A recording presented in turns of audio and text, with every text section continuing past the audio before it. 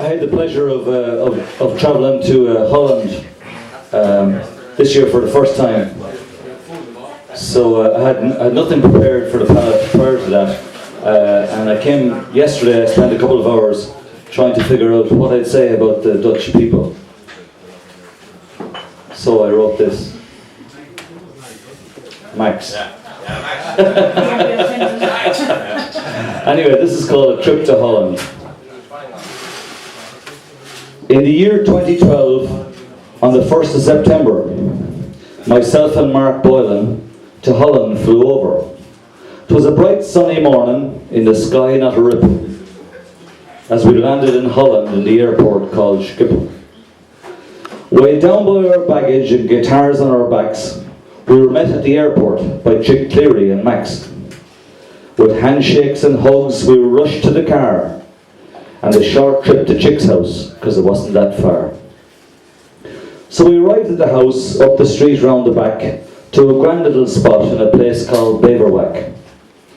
Where we dropped in the gear, and we hopped in the motor, and headed for Timbuktu, to drink wine and fine porter.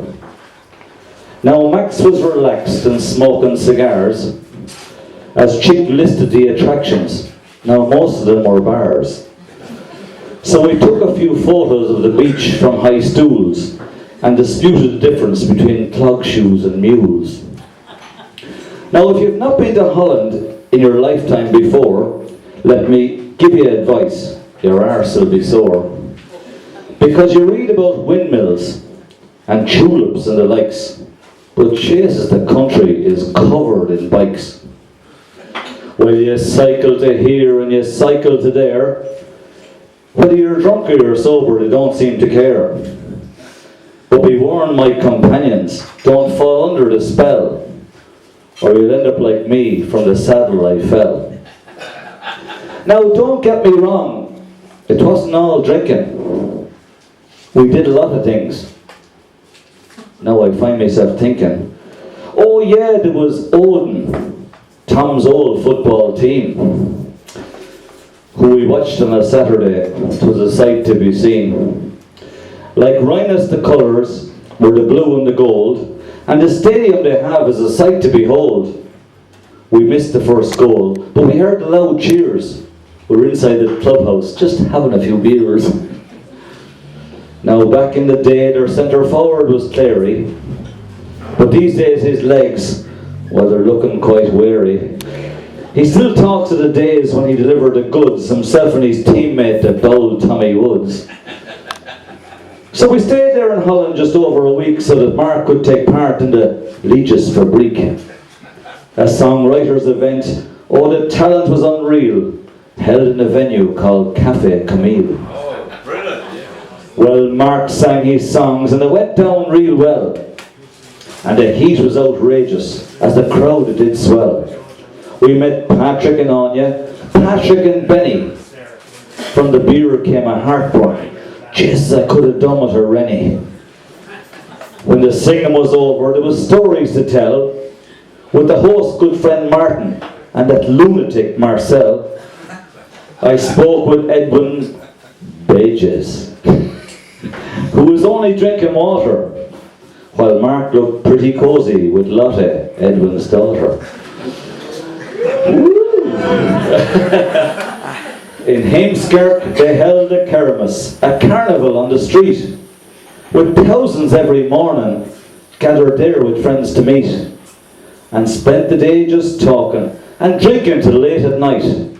And in all the time I spent there, I never saw a fight. We met lads from Limerick City, from Cork and Amsterdam, and even two lads from Clon. There were James and Jean Newman.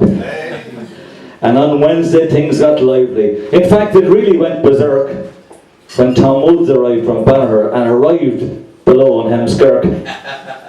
Mark performed at radio stations in Zansfort and Beverwhack. We even sang together. We really had good crack.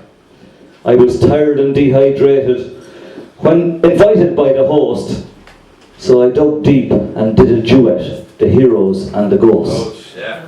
Brilliant. I went to see horse racing with sulkies on the street. with Hank Williams and his daughter. Oh yeah. It really was a treat. Hank's daughter was Bernadette, and she really was a looker. I almost died when I turned around and she said she was a hooker. Then Chick dropped by and hugged them all as if he was the mayor, and introduced to me this Bernadette as his favourite rugby player. 'Twas then and there I realised she wasn't all that dirty. So I had a beer and I raised a cheer with the lovely Flirty Bertie. One day we took the ferry to see Amsterdam's bright lights, and we then went window shopping to see the ladies of the night. Some ones had lovely figures, others I'll not mock. Suffice to say they had their day and there was a good few miles on the clock. On my trip I met great people like the playwright lovely Stella, and Clemmy with her cats and dogs who's still searching for an Irish fella.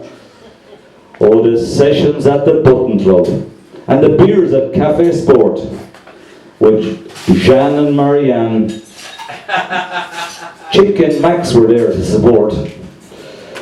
Well, on leaving for the Netherlands I was hoping for some crack, and I wasn't disappointed, having got to Beverwhack. For the people were so friendly, and although my liver starts to churn, I'm already making plans for the day when I return. Thank you very much.